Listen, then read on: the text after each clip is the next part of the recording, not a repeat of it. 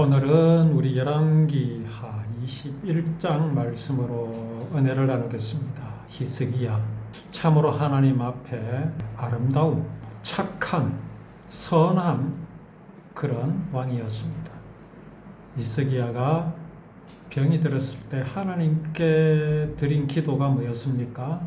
내가 선하게, 착하게 그렇게 살았다라고 하나님 앞에 감히 그렇게 기도드렸었지요. 근데 그 착하고 선하다는 게 뭐라는 말입니까? 율법을 잘 지키고 착하고 바르게 살았다, 그런 의미가 아니라 진실로 율법을 언약으로 알고 하나님께서 반드시 이루실 구원의 모양과 모습을 보여주신 것이 율법임을 알고 그 율법을 즐거워하고 그 율법을 반드시 이루실 하나님을 믿은 그것을 두고 히스기야는 하나님 앞에서 착하고 바르게 그렇게 살았다라고 고백한 겁니다. 그런 히스기야가 어떻게 됐습니까? 병이 들었죠. 이사야를 찾아갔을 때 이사야가 뭐라 그랬습니까? 죽을 준비를 하십시오, 그렇게 말했습니다. 그러나 하나님께서는 그 히스기야를 살려주실 것이라고 이사야 선지자에게 알려주셨습니다. 이사야 선지자가 히스기야에게 그 말을 전하자 히스기야는 증거를 보여달라, 그 증거를 보여주겠다. 어떻게 하면 좋겠는가? 태양을 뒤로 물러가게 하여 주십시오. 10도를 뒤로 물립니다. 근데 이게 굉장히 복잡습니다. 히스기야가 오늘날 같이 과학이 발달하였고 그 과학을 히스기야가 알았다면 그 요구를 할 수 있었겠습니까?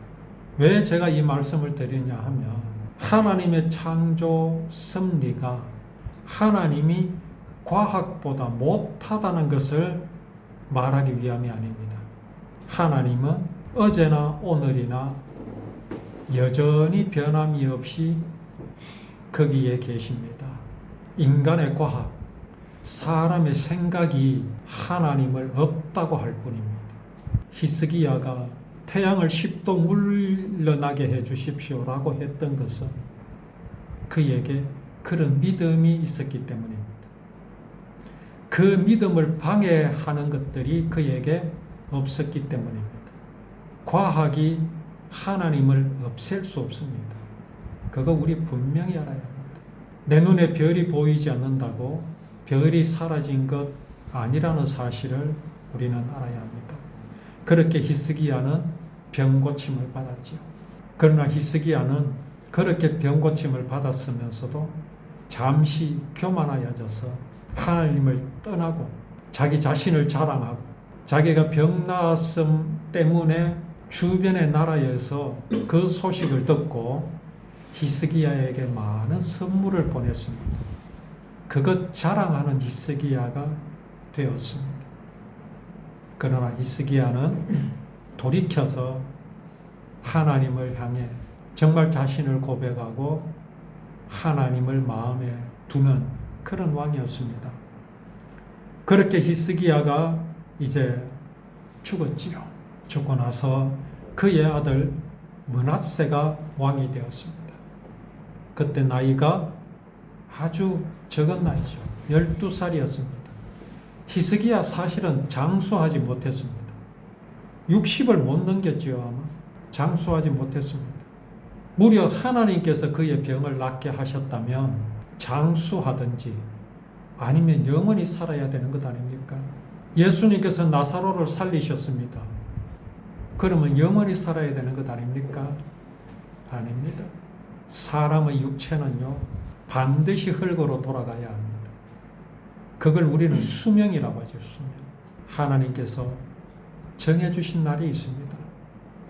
그렇게 히스기야는 죽었습니다. 그 아들 므낫세가 12살에 왕이 되었습니다. 그리고 55년을 다스렸습니다. 그의 어머니의 이름은 헵시바, 히스기야의 아내지요, 말하자면. 그런데 므낫세가 어떻게 했습니까? 왕위에 들어서자 악한 일을 저질렀습니다. 그의 아버지가 없앤 산당을 새로 지었습니다. 바알을 위해 제단을 쌓았습니다. 북쪽 이스라엘의 왕 아합의 길을 이 므낫세는 걸어갔습니다. 하나님께서는 유대 땅 예루살렘 그곳에 내 이름을 둘 것이다라고 하셨던 하나님이십니다. 그런데 이 므낫세는 그 예루살렘에 하나님의 이름을 두지 않고 우상들을 그곳에 두었습니다. 성전 안에 있는 두 뜰에는 하늘의 별들을 섬기는 제단을 쌓았습니다. 어떻게 이렇게 될 수 있습니까? 도대체 므낫세는 아버지로부터 무엇을 받았습니까? 어떻게 히스기야의 아들 중에서 이런 아들이 나타날 수 있습니까? 이상하지 않습니까? 하나님이 능력이 없습니까? 믿게 하시면 되잖아요. 흔히 그런 말들 참 많이 합니다. 예수님께서 가룟 유다가 자기를 팔 것을 아셨잖아요. 십자가에 달리기 전에 마지막 저녁 때, 마지막 저녁 식사 때 이것을 최후의 만찬이라고 합니다. 그때 이제 빵을 서로 나누고 포도주를 나누면서 예수님 말씀하셨지요. 이 빵은 너희를 위하여 지키는 내 살이다. 또 포도주를 가지시고는 너희들을 위하여 흘리는 나의 피다. 이렇게 말씀하셨지요. 그때 가룟 유다를 향하여 예수님이 말씀하셨습니다. 나를 팔 자다. 나를 팔아 넘길 자다. 아셨잖아요. 그러면 말리셔야죠. 그렇지 않습니까? 므낫세가 아버지 히스기야의 길을 따르지 않고 성전에 우상을 두고 성전들의 별들을 섬기는 제단을 쌓았다면 하나님 말리셔야지. 왜 안 말리셨습니까? 말리지 않은 것이 죄가 되는 것 아닙니까? 방임하는 것이잖아요. 근데 우리는 분명히 알아야 합니다. 하나님 말리지 않으셨을까요? 예수님께서 가룟 유다를 말리지 않으셨다고 봅니까? 콕 집어 말씀하셨습니다. 저가 나를 팔 자다. 저 유다가 이름은 거명하지 않았습니다. 내게 기대어 있는 자, 저자가 나를 팔 것이다. 가룟 유다를 콕 집어 말씀하셨습니다. 이 말씀은 뭡니까? 가룟 유다를 말리시는 거죠. 그러나 가룟 유다는 그 말씀을 듣지 않았습니다. 가룟 유다가 왜 그랬을까요? 어떻게 그럴 수 있습니까? 그것은요, 아담에게 물어보면 됩니다. 아담이 어떤 말을 들었습니까? 하나님 앞에 그것을 먹는 날에는 반드시 죽으리라 하신 말씀을 들었습니다. 그게 뭡니까? 선악을 알게 하는 열매를 맺는 나무의 그 과일, 선악과입니다. 먹는 날에는 반드시 죽으리라. 그런데 아담이 그것을 먹었습니다. 왜 말리지 않으셨습니까? 이유가 무엇이겠습니까? 그것은요, 하나님은 사랑이기 때문에 그렇습니다. 사랑. 사랑은요, 강제하는 게 아니잖아요. 강제하는 것은 사랑일 수 없습니다. 스토크죠, 스토크. 네가 나를 사랑하지 않으면 죽여버리겠어. 그래서 사랑하는 게 사랑이겠습니까? 하나님은 사랑이십니다. 강제하실 것 같았으면요, 처음부터 선악과는 없었습니다. 그렇지 않습니까? 하나님 말리실 것인데 구태에 그걸 두실 이유가 없잖아요. 사람은요, 사랑이신 하나님께서 사랑하시기 위하여 창조하신 존재입니다. 사랑이라는 동전에는요, 양면이 있습니다. 앞에는 사랑, 그 뒤에는 뭐가 있겠습니까? 자유라는 게 있습니다. 오늘날 교회에서는 자유의지를 주셨다 그러는데 그건 틀린 말입니다. 틀린 표현입니다. 자유의지를 따로 주신 게 아닙니다. 사랑은요, 자유라는 것이 반드시 함께 합니다. 여기 므낫세, 왜 그렇게 했을까요? 하나님은 왜 말리지 않으셨을까요? 자유가 있기 때문입니다. 하나님을 선택할 자유, 하나님을 선택하지 않을 자유가 므낫세에게 있었기 때문입니다.